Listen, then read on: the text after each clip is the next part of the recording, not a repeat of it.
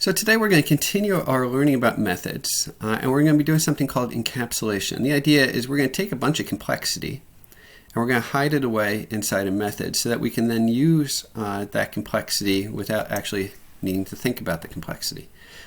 So again, today's goal is just continue developing your skills regarding methods, also called functions. And then we're just going to learn how to build small functions and then build functions on top of those functions and so forth to solve a fairly complex problem. So it's just a little bit of fun.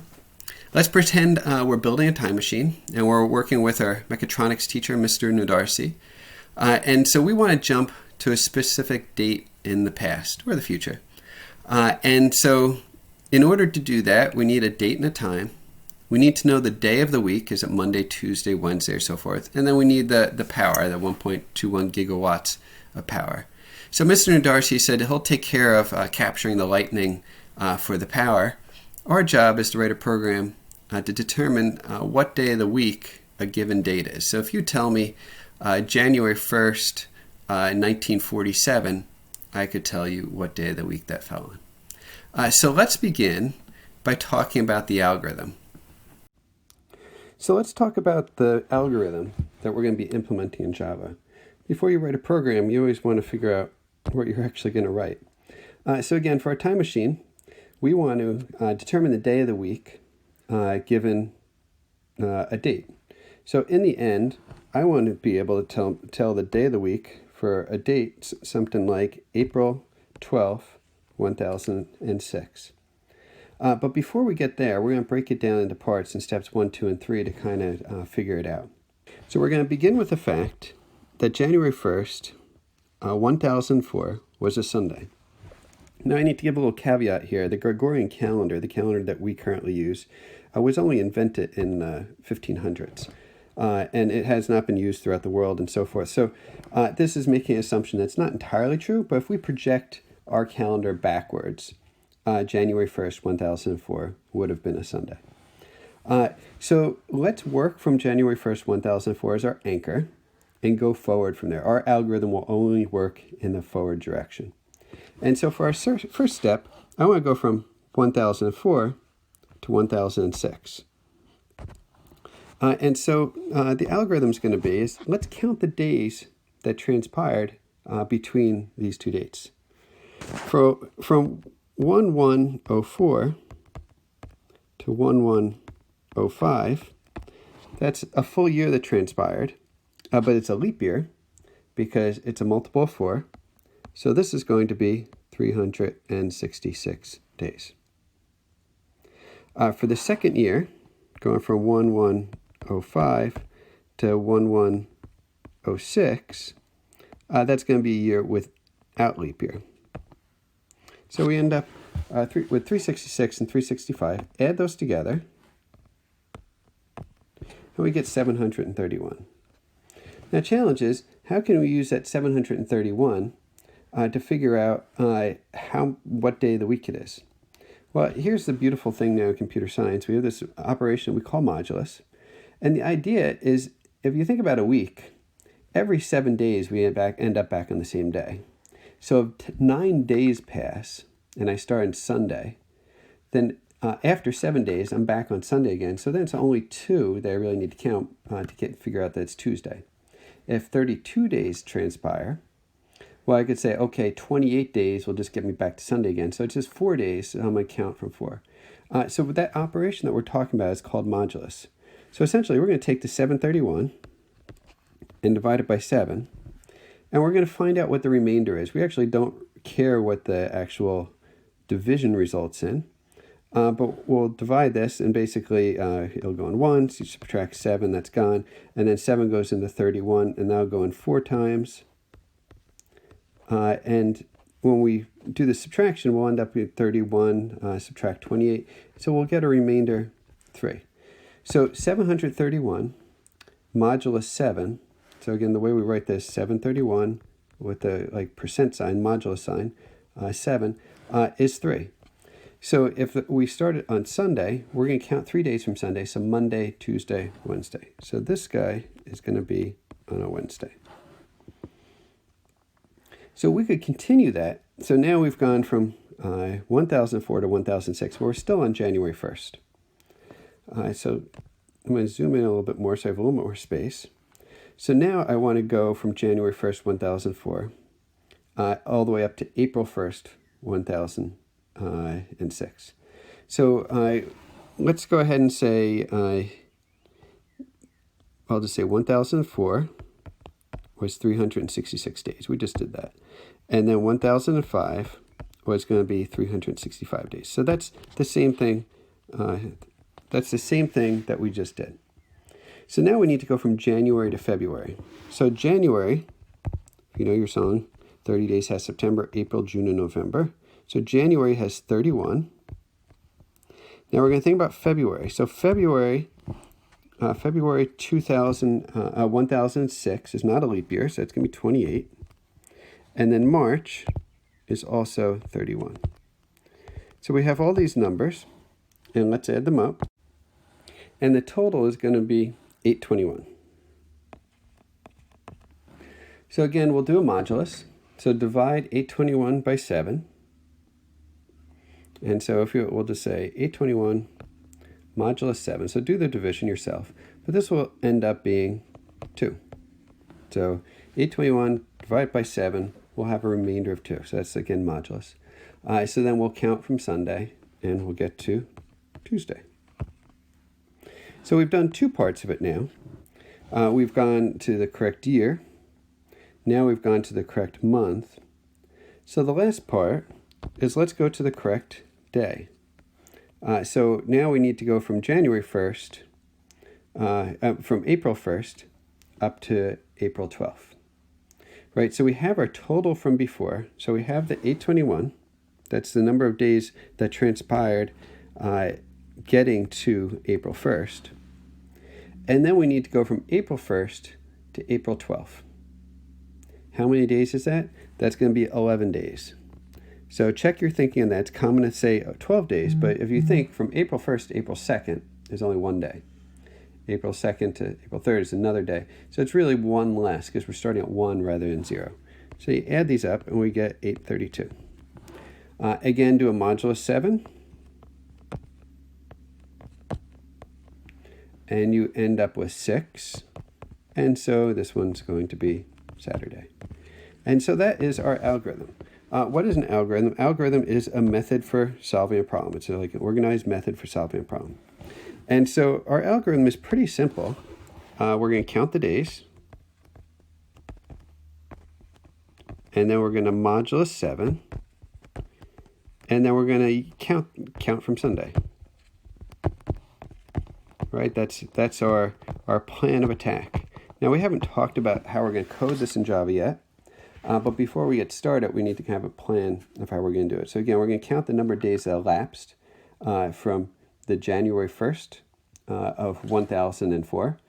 And then after that, we'll modulus by 7. And then that we'll use whatever the result of that modulus was to count from Sunday. And that will tell us the day of the week.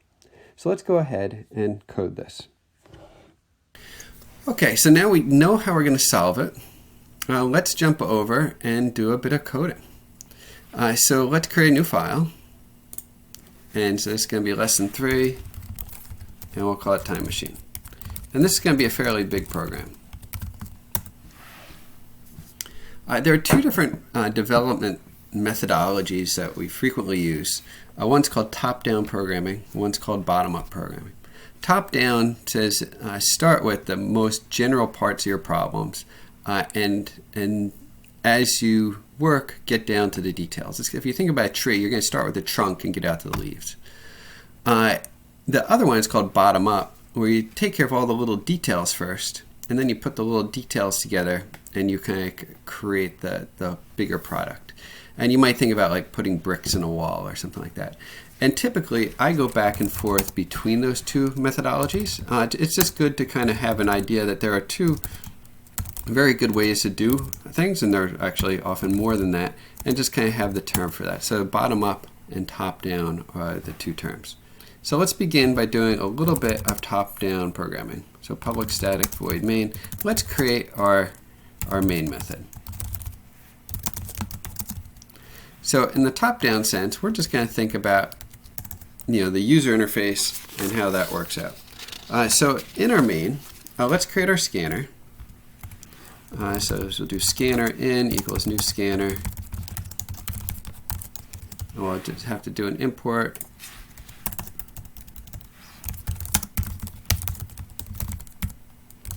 Okay, so we have our scanner. And so then we're going to ask the user to enter the date that they want to go to. So we'll just do it in a couple parts.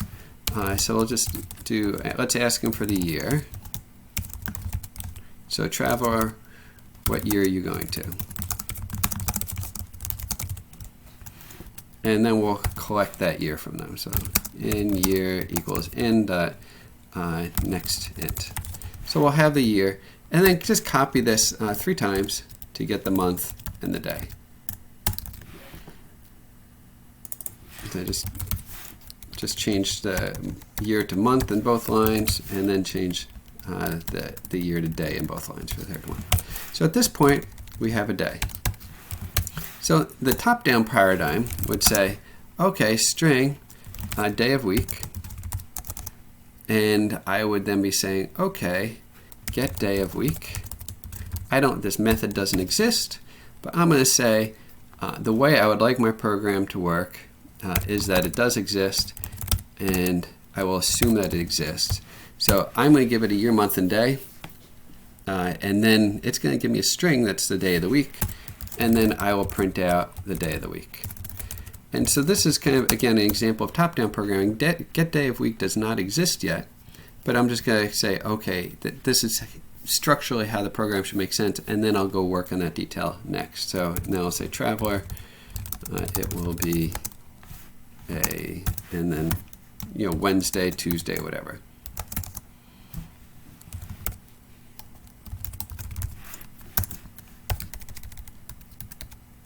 Perfect. Okay, so let's go begin that method. Okay, so it's going to be public string get day of week. We need static, public static string.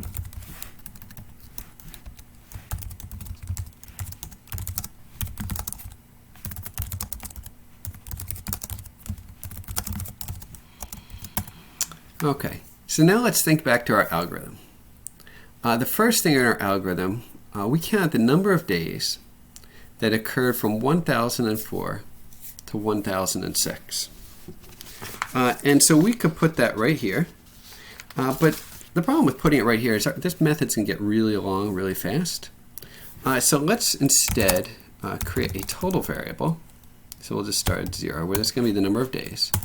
And then we'll just say total equals get days in years. And then we can just go ahead and say, okay, we want to go for some root year up to this year. Up to but not including the target year. And so root year isn't defined, so let's go ahead and define that at the top. So public static final int root year. So this is called a constant.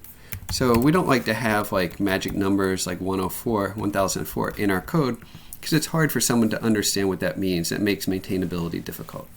So instead of having magic numbers, we prefer to create a constant at the top. We make them public static final, which means there's only one copy of it if it's static, and final means it's never going to change.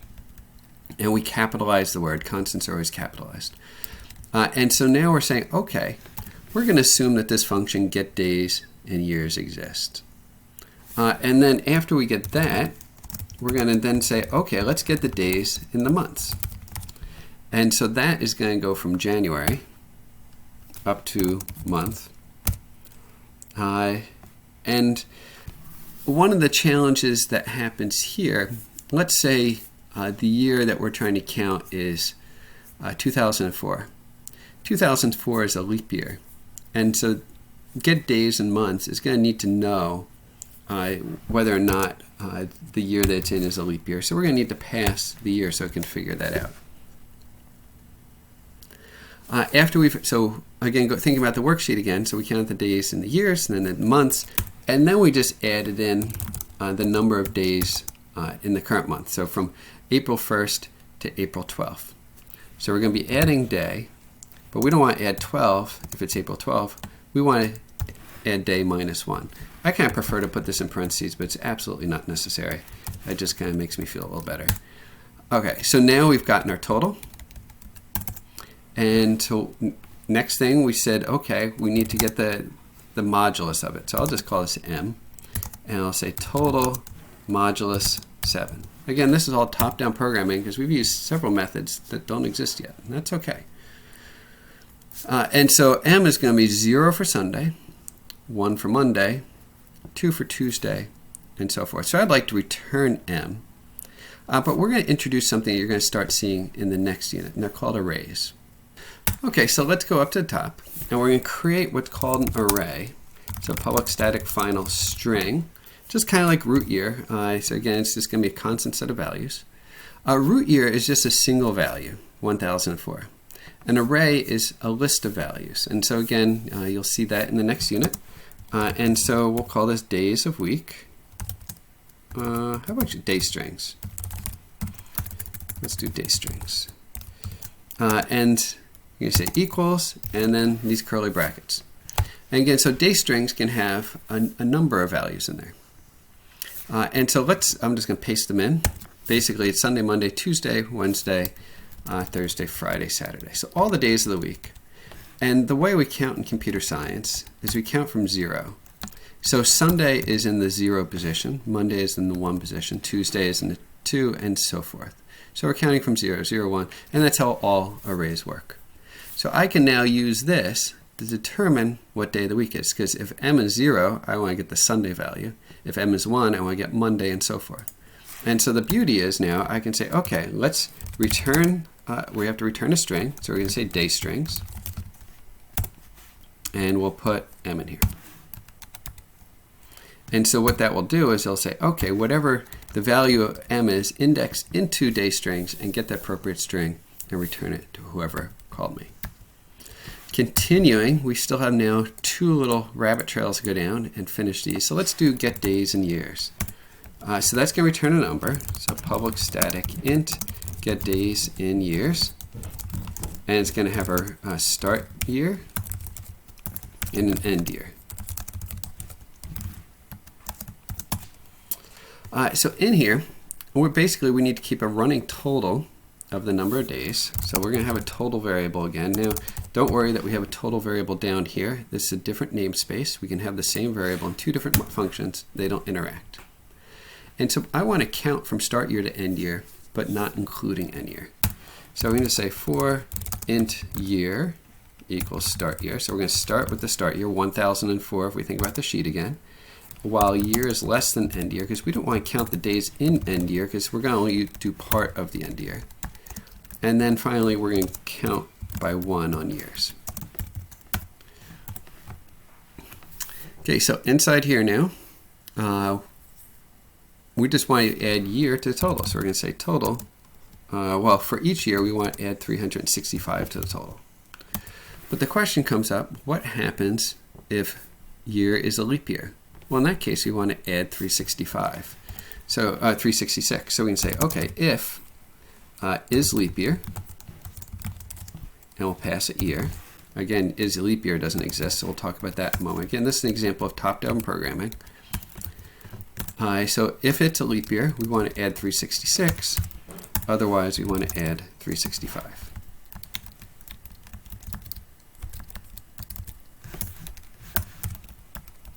At the end of this for loop, we will have summed up all of the days that occurred in those years from start year to end year. Let's finish this one, do is leap year.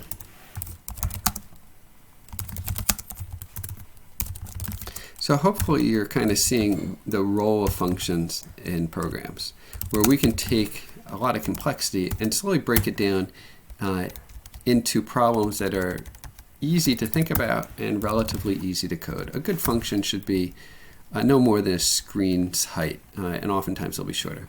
So we want to return true or false for this.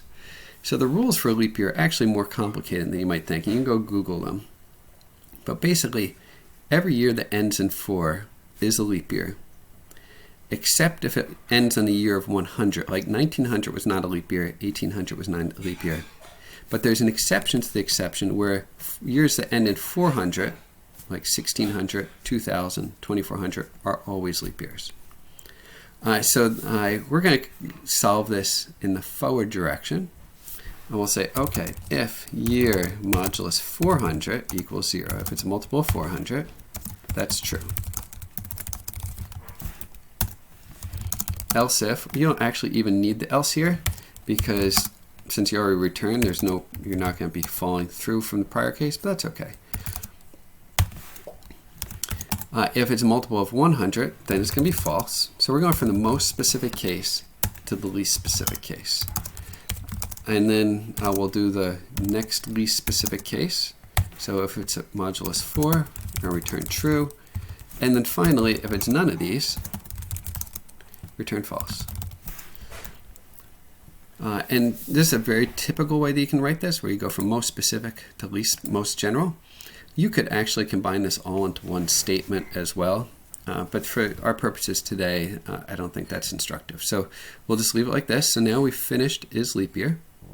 So the last thing we need to do is get days and months. So and again, functions are in no particular order. You put them wherever they feel convenient, and it feels convenient to put it right near where I'm calling it so I can see the definition. So public static int get days and months, and it's going to have a start month and an end month. And then finally, it's going to have the year, so we can determine if it's a leap year. And so this is going to look very similar to the last one, except now we're going to be counting months. So we can just do the same thing. We'll create total, and that'll be 0. And then we'll be going from, we'll just say int m equals start month. And we're going to be going up to, but not including end month, just like before. In our example, we did not count the days in April. We just counted January, February, and March. So now we're counting through the months. Now, basically, we want to say, okay, let's add to the total. But the problem is some months have 31, some have 30, some have 28, and one has 29 occasionally. So let's say get days in month. Now this is a little confusing. Be careful. This is singular. This is plural. So just be careful as you write it. And so we're going to say, how many days are in this month M? I don't want to think about that here. I just want to assume that it's done somewhere. And as long as it's done somewhere, then it gives a return total. Again, this is beauty of methods. We're encapsulating away complexity. So the responsibility of this method was to do a loop essentially and to count, just sum them up. But it's not the responsibility of this method to figure out whether the month has 28 days or 29 days or 30 days or and so forth. We want to leave that to someone else. Let's break up the complexity of the problem. So now we're down to the final method we need to write. And this is going to be get days and month. And so this is where you're going to sing your little song to figure out how many days are in a month. And so basically I'm going to say, okay, if month, if 30 days has September, and then April, June, or November. So I'm going to put that all in. So again, all 30 days has September, April, June, or November. And that returns 30. And then we can say, okay, else if it's February. So that's our next case. If it's February, it's going to be 28, except if it's leap year. So we can say if year is leap year. So now we're reusing the same function. We don't need to code it twice. We can call is leap year. If is leap year, we can return 29. Otherwise, return 28.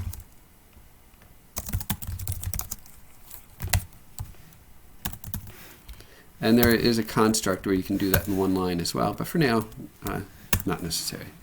And then otherwise, we're going to return 31.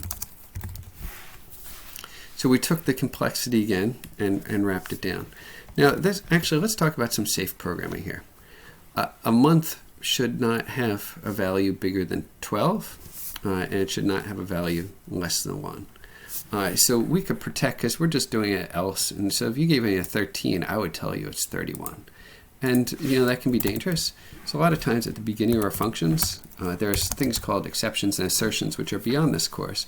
But we could just do a regular if statement and just say if month is less than 1 or month is greater than 12. Get rid of these internal ones. And we could just print an error message just to make it clear that that's our precondition, that's our assumption that the month will be 1 to 12. So we're going to check for erroneous conditions and bad months. And we can print it out. And so the idea is that another programmer that's using this would then see that they passed in a poor value. So this will return our numbers. At this point, fingers crossed, the program should work. So let's give it a go. Okay, so it turns out I have one compilation error. It's showing me the way to read these. It's pretty important to be able to read these. This :97 is saying on line 97 is where my error is. And it's just showing that this print line does not exist. I forgot a T, so I'll put that in. But again, that :97, it's kind of important to be able to recognize. So now let's try to run it again and see what happens. Okay, so let's give it a go. So let's put in 1004, just using our sample, or 1006. We're going to April, and it's 12. And it's a Saturday. So that's good, because that's what we found out before. So I'm going to put in today's date and see if it works for me, so you can see what day I'm running this on. So let's go ahead and run this. And today is going to be So today's going to be May 20th, 2020. So we're going to 2020. It's 5, and it's 20. And it tells me today is Wednesday, which is correct. So hopefully this was helpful today. If you didn't type it all in, I encourage you to go back and type it all in, because this really, the goal of this lesson was to make methods make sense. Like, why do we have methods? What's the purpose? And this is why we create methods, really to encapsulate behaviors, so we can just think about one thing at once. And if you think about get leap year, we ended up calling that function 2 different places. So we write the logic once and we use it many times. After this, you're going to continue on to arrays, and that's where you'll learn that's really nice date strings that we introduced here, and learn all the properties of arrays.